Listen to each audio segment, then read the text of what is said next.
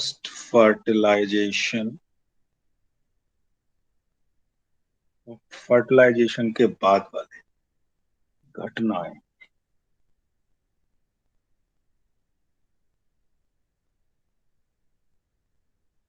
Events which take place in a flowering plant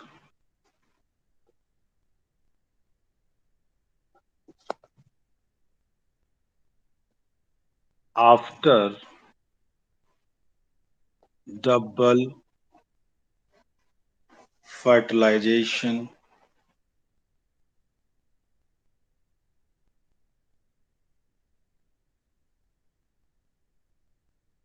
are called as post fertilization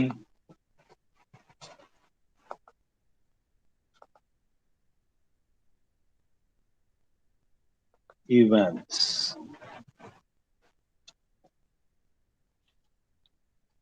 चार बातें इनमें पे होंगी। पहली क्या बात होगी? Development of endosperm, development of endosperm from pack. Pack आप जानते हैं, प्राइमरी एंडोस्पर्म सेल। दूसरी बात क्या होगी? Development of embryo from zygote. Pack 3n है, जाइगोट 2n है। तीसरी बात, सीड बनेगा। Development of seed from ovule. और चौथी, final, fruit from ovary. Development of fruit from ovary. ये चार बातें पढ़नी है।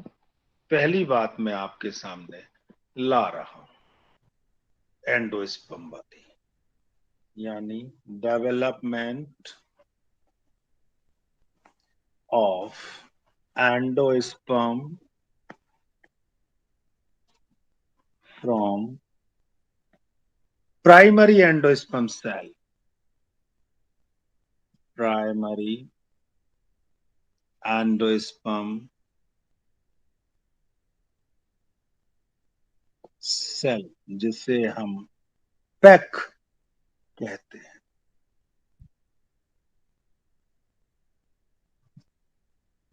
बच्चों, जो सबसे बीच वाली सेल थी जिसका नाम सेंट्रल सेल था, the central cell after triple fusion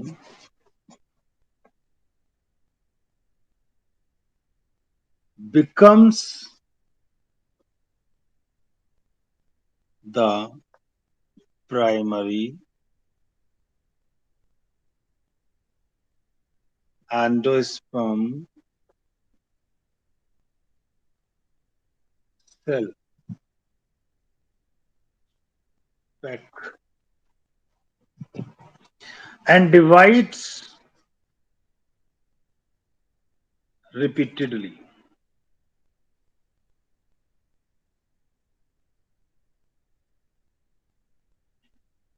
Repeatedly, लगातार, to form a triploid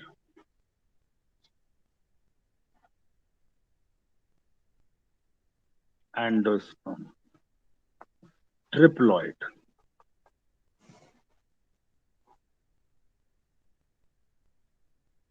endosperm tissue यानी 3N,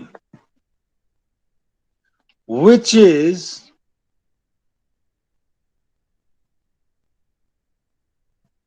filled with, क्या होता है जिसमें, रिजर्व फूड,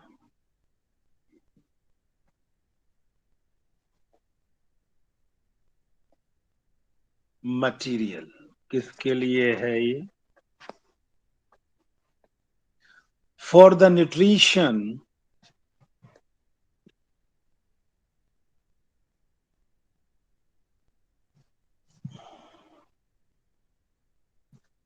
ऑफ डेवलपिंग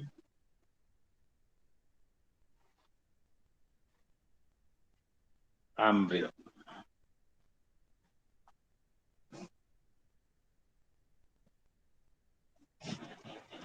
अब इसमें और क्या होता है? Endosperm can be free nuclear या सेल्यूलर, या तो सेल वॉल बनेगी या नहीं बनेगी। उसके आधार पे endosperm can be free nuclear और cellular.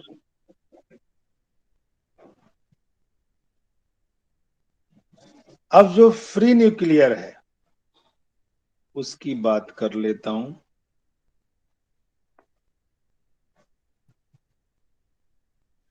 Free nuclear endosperm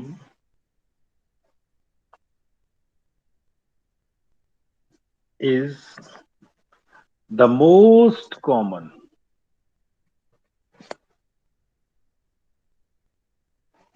type, most common, सबसे ज्यादा फ्री न्यूक्लियर होती है ऑफ एंडोस्पर्म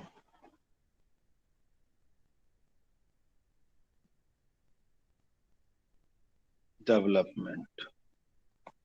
बहुत तरह का होता है लेकिन सबसे ज्यादा फ्री न्यूक्लियर वाला ही पाया जाएगा। And the best example is the tender coconut. Tender coconut समझते हैं आप? कच्चा गोला, नारियल। एंड द बेस्ट एग्जाम्पल इस चीज का इज द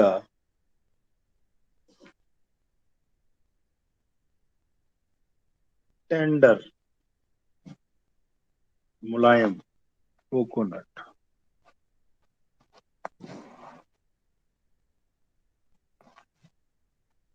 जो कोकोनट वाटर टेंडर कोकोनट में से निकलता है is nothing but free nuclear endosperm made up of thousand of nuclei.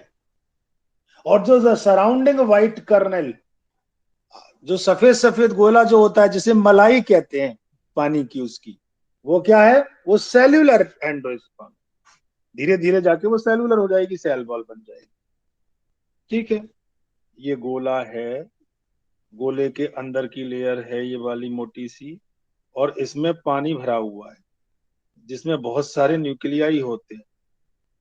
ये जो पानी जो आप पीते हो नारियल का, ये तो है फ्री न्यूक्लियर, और ये जो चारों तरफ सफेद सफेद जो दिखता है जिसे खाते हो गिरी गोले की, ये है सेल्यूलर।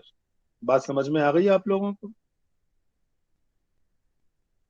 आई गई होगी। ठीक है,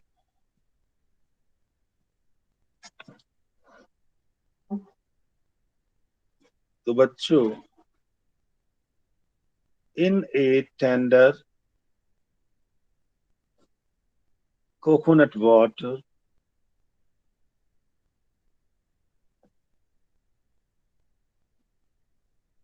इन ए टेंडर कोकोनट, जो वाटर होता है, water present inside is the free nuclear endosperm.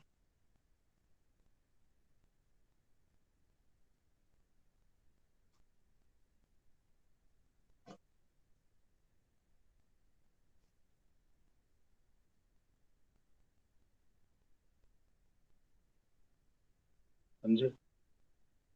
अब ये ढेर सारे nuclei float in this highly nutritious clear fluid, बहुत सारे न्यूक्लियस इसमें तैरते रहते हैं। तो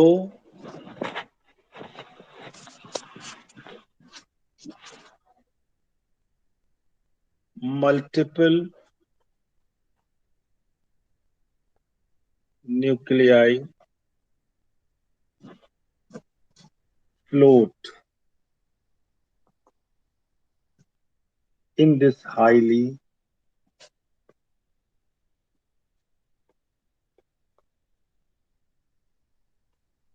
न्यूट्रिशियस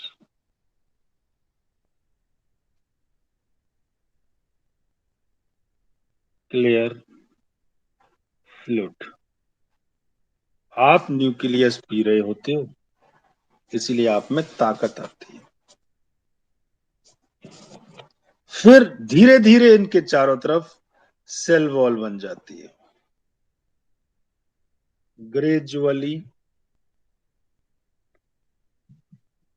धीरे धीरे cell walls develop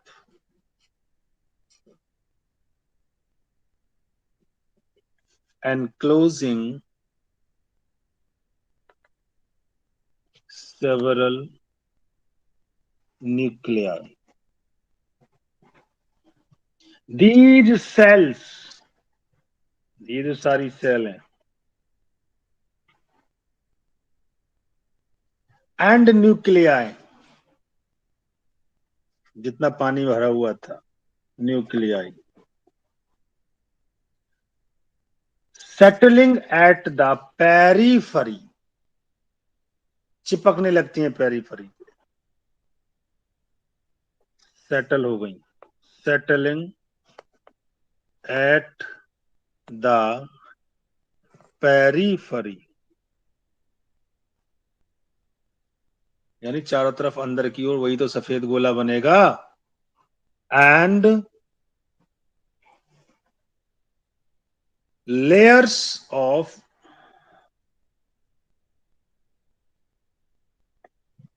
cellular endosperm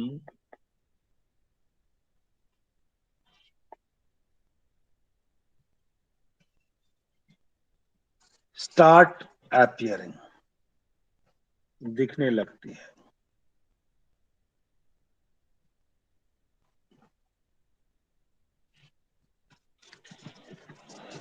Therefore, जो मैच्योर कोकोनट है वो मिल्की हो जाता है सेल वॉल बनने के बाद।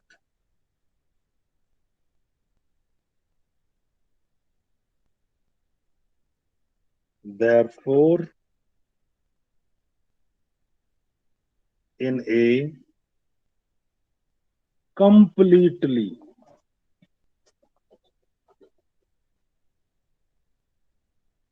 mature coconut,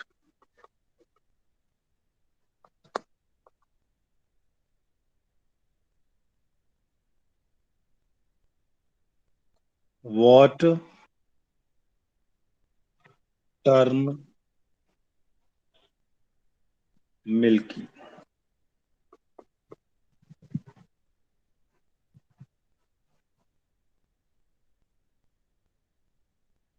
surrounded by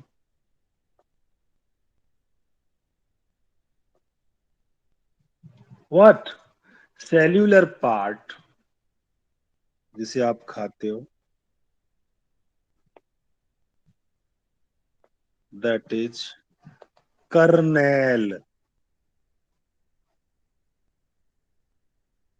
and it does not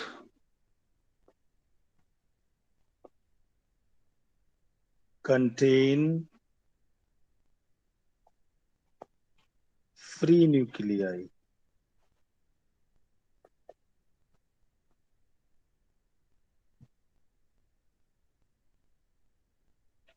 बच्चों,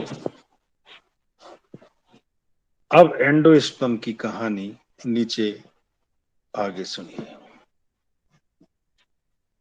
एंडोस्पर्म या तो सारी की सारी खत्म हो जाएगी, कंज्यूम हो जाएगी, या बची रहेगी। कोकोनट में बची रहती है जिसे आप खा लेते हो। मटर बीन्स ग्राउंड नट में खत्म हो जाती है जिसे आप नहीं खा पाते। एंडोस्पर्म के आधार पे non endospermic and endospermic seed होते हैं।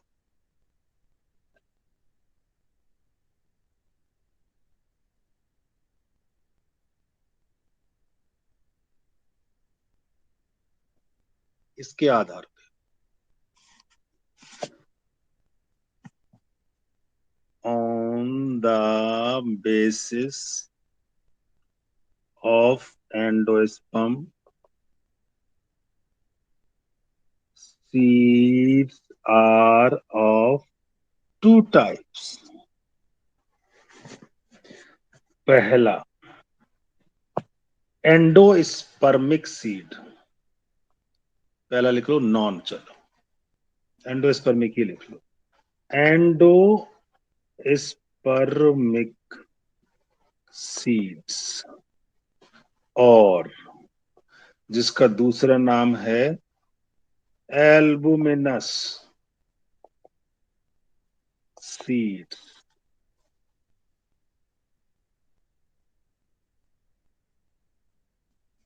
दूसरी कैटेगरी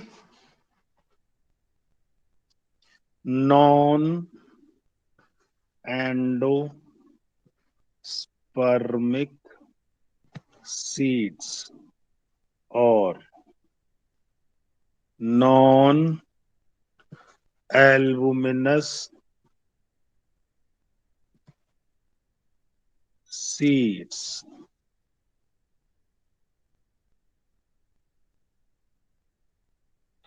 दो तरह के सीड्स का स्टडी करें, एक जिसमें एंडोस्पर्म है, दूसरा जिसमें एंडोस्पर्म नहीं है। Endosperm may persist in the mature seed and be used up during seed germination. जैसे मक्का, कैस्टर, चावल, कोकोनट, इनकी एंडोस्पर्म इनमें रहती है और एम्ब्रियो के लिए यानी सीड जब जर्मिनेट होता है तो यूज होती है।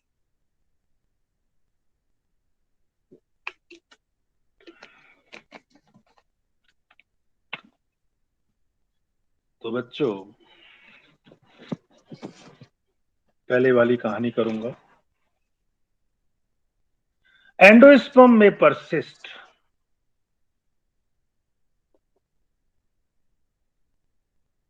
में persist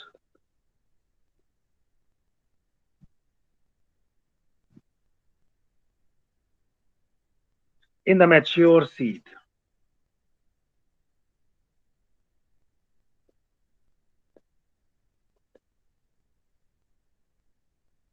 and be used up during seed germination. Seed germination.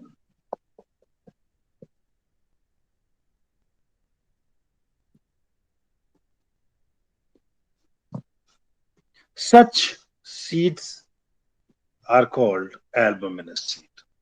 Example रहेंगे maize,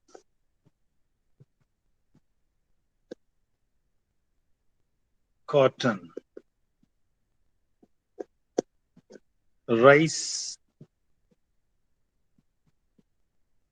coconut, एटसेट्रा। दूसरे वालों की बात करता हूं, इसमें हट जाएंगे। Endosperm may be completely consumed. Sperm may be completely consumed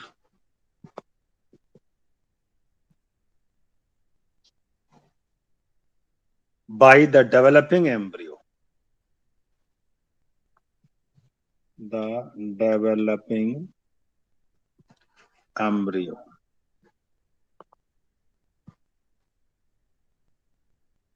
Before the maturation of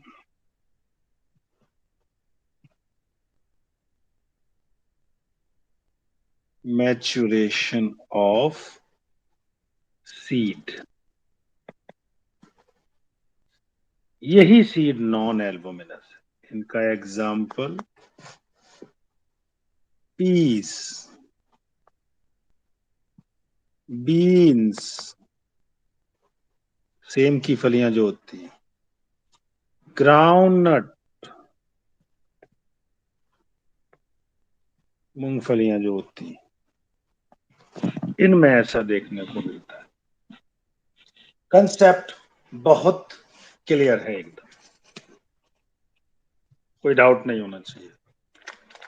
any doubt students? No, sir. Great. No, sir. Now the next topic is rest period. हम जानते हैं कि एम्ब्रियो जाइगोट से बनता है, लेकिन direct नहीं बनता, आराम चाहिए। आपको आराम नहीं चाहिए, उसे भी चाहिए।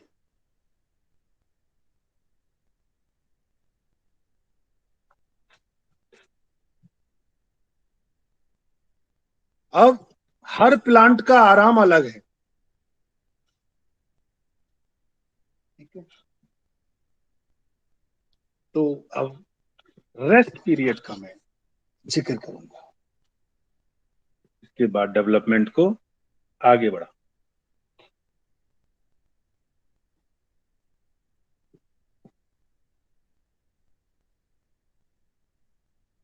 Rest period.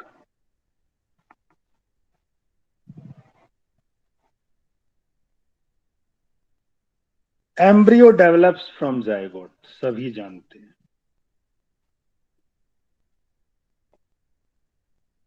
Develops from zygote after a rest period.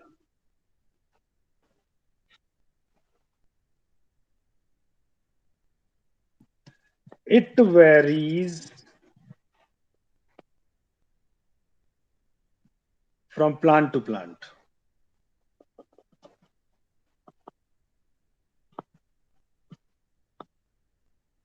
Her plant में अलग अलग।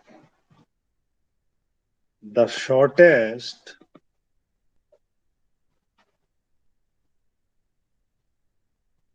period is in the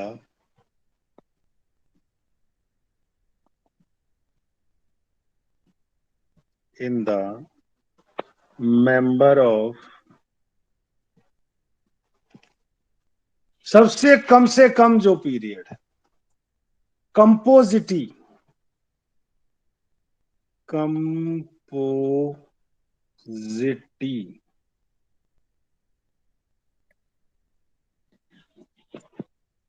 Compositae एक फैमिली का नाम है। जैसे आपने लिलिएसी पढ़ी थी, ऐसे ही कंपोजिटी होता है, समझे? और दूसरी ग्रामिनी, ठीक है, सबसे छोटा पीरियड है। कितने समय का?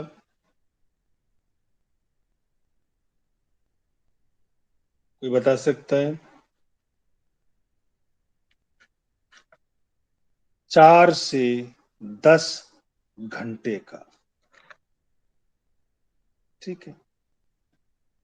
कंपोजिटी को एस्टर फैमिली भी कहते हैं, पालक इसमें आता है।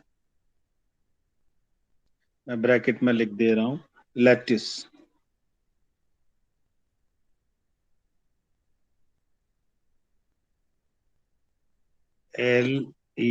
LETTUCE, स्पेनिश जैसा। ठीक है। Sunflower, peach, plum.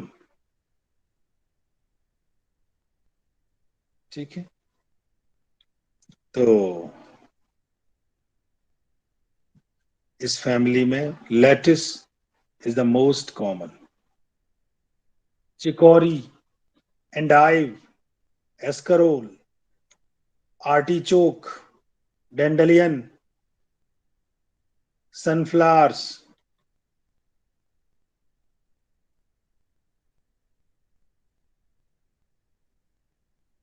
जो आपके लिए नए नाम नहीं है। दूसरी, ग्रामिनी।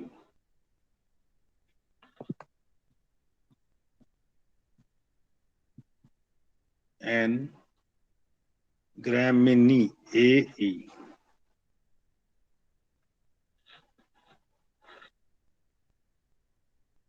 ठीक है। तो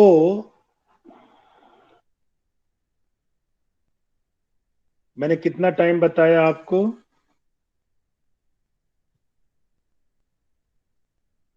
4 से 10 घंटे। किस चीज का टाइम बताया? किस चीज का टाइम है? ग्रामीण। Rest period. Rest period. ठीक है। तो बच्चों,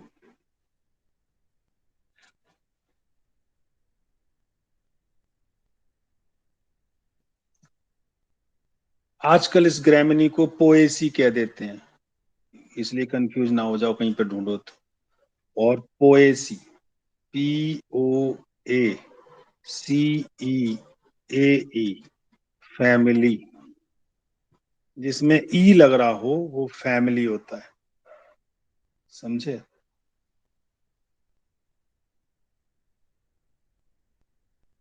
जैसे ग्रास फैमिली जो होती है, ठीक है, वो ये इसी की है।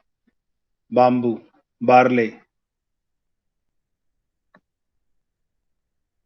Bamboo, barley.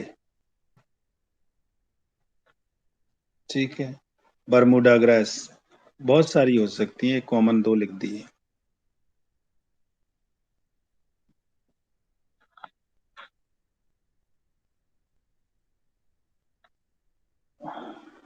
कितना है?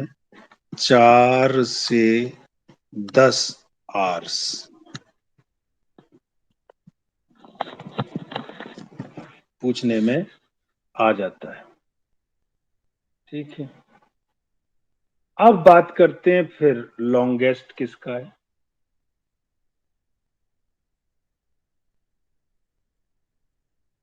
कोई तो चीज होगी। Colchicum, colchicum atom nail. ठीक है। Family कॉल्चिकेसी,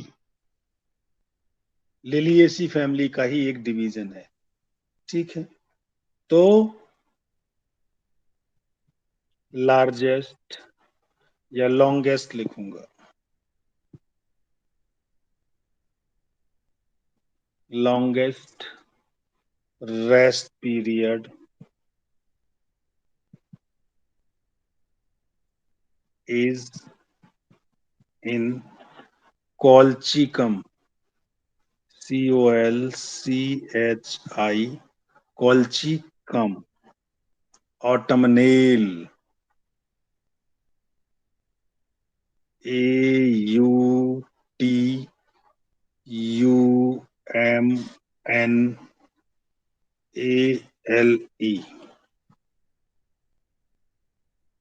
colchicum autumnale.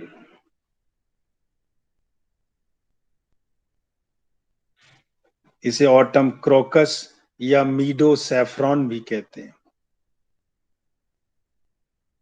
समझे? जोड़ों का जो दर्द होता है, गुड्डों का, उसमें इसे यूज किया जाता है। बुखार में भी इससे दवाएं बनती हैं। कितना है? 4 to 5 month।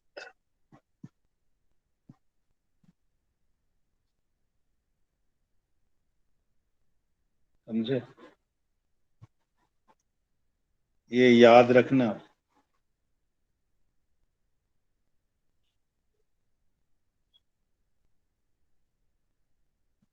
तो कॉल्चिकेसी फैमिली है और कॉल्चिकम ऑटमनेल इसका मेन है। इसका दूसरा नाम और है इस पौधे का, नेकेड लेडी। बड़ा अजीब सा नाम है, इसलिए मैंने लिखा नहीं है। ठीक है। सर्दियों में पाए जाने वाला आम, ये कहा जाता है इसे। समझे? इसका आप फूल देखोगे। अब क्यों कहा इसको ये नाम, मैं वो नाम यहाँ लिखना नहीं चाह रहा। समझे? तो अब एम्ब्रियो का जिक्र चलेगा, फिर भी मैं लिख देता हूं। चलो छोड़ो, याद रख लो ऐसे ही। एम्ब्रियो की बात करूंगा। Embryo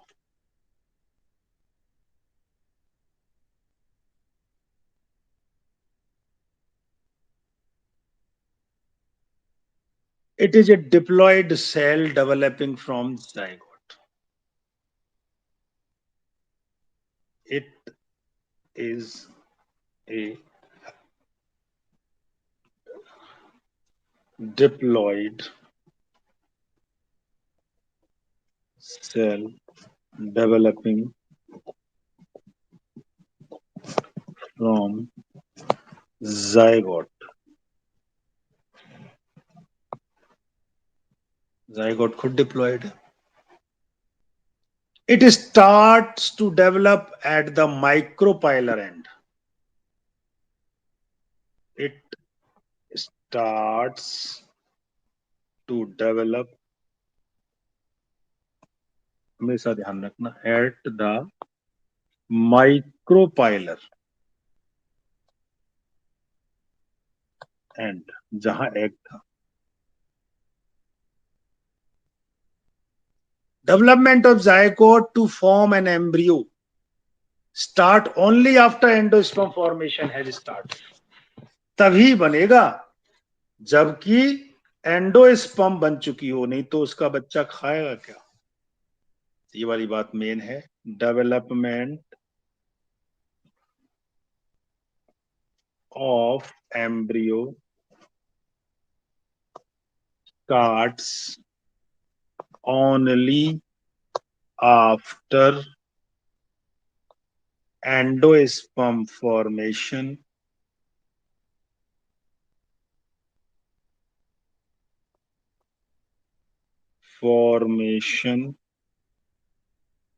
has started.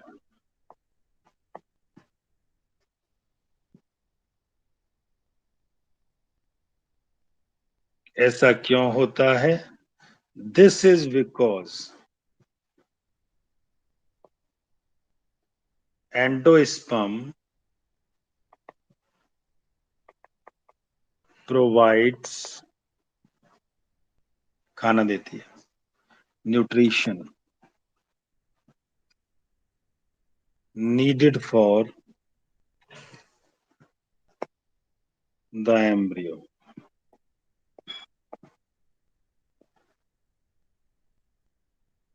to develop।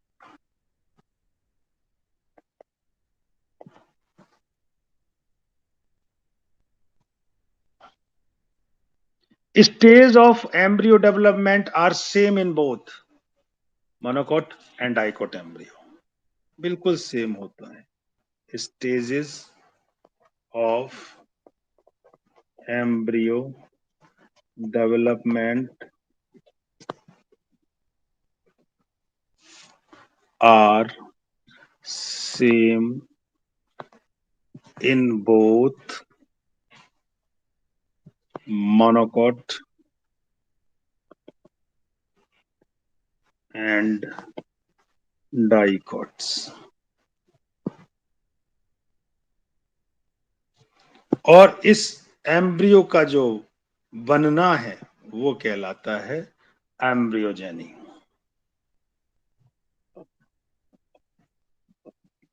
Embryogeny. Embryogeny के लिए